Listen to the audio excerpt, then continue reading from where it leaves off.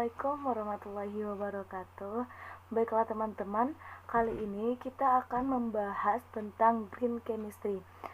Bagi teman-teman yang tidak tahu apa itu green chemistry, sekarang aku akan coba jelasin apa itu green chemistry.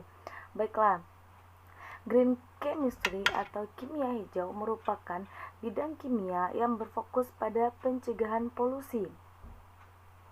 Pada awal 1990-an, green chemistry mulai dikenal secara global setelah Environmental Protection Agency atau EPA mengeluarkan Pollution Protection Act yang merupakan kebijakan nasional untuk mencegah atau mengurangi polusi.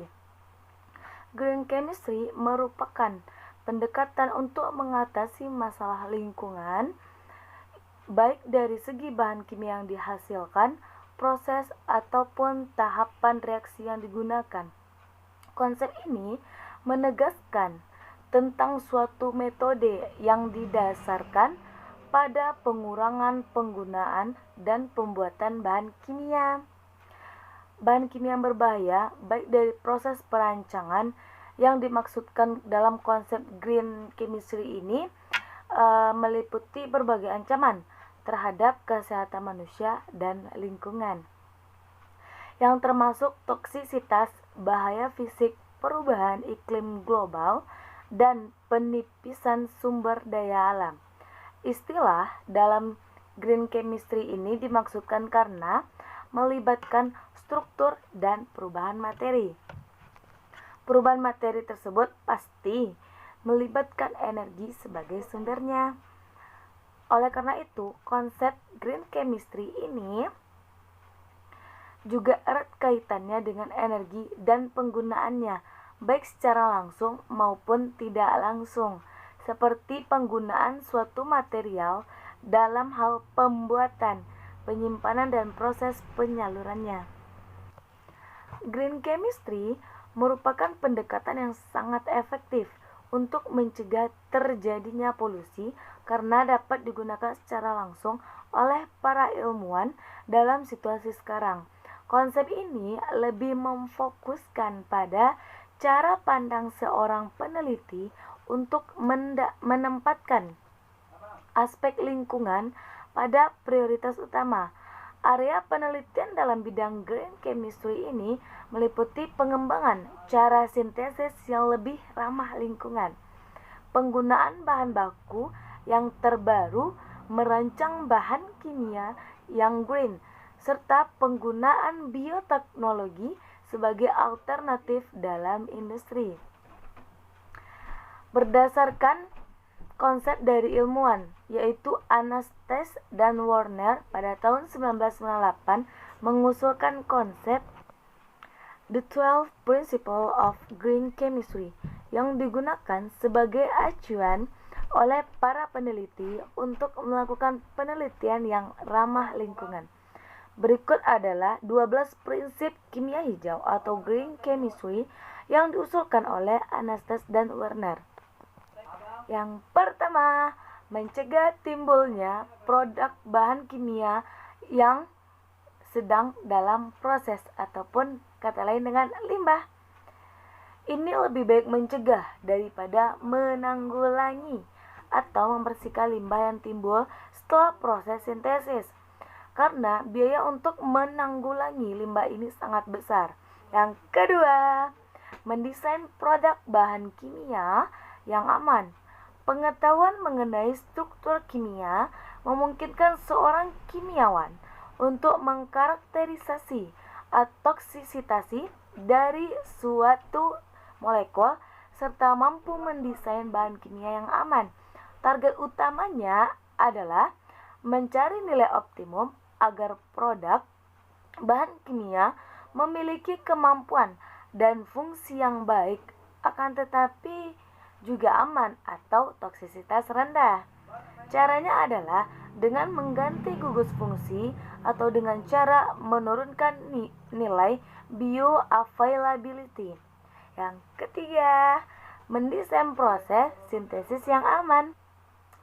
Ini digunakan dengan desain yang menggunakan dan menghasilkan bahan yang aman yang tidak beracun terhadap manusia dan lingkungan. Hal tersebut dapat dilakukan dengan dua cara, yaitu meminimalkan paparan atau meminimalkan bahaya terhadap orang yang menggunakan bahan kimia tersebut. Baik rekan-rekan, itu dua cara mendesain proses sintesis yang aman. Selanjutnya yang keempat, yaitu penggunaan bahan baku yang dapat diperbarui. Lebih disarankan daripada menggunakan bahan baku yang tak terbaru didasarkan pada alasan ekonomi. Bahan baku terbaru biasanya berasal dari produk pertanian atau hasil alam.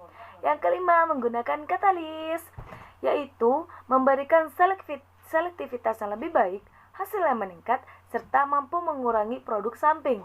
Peran katalis sangat penting karena diperlukan untuk mengkonversi menjadi produk yang diinginkan.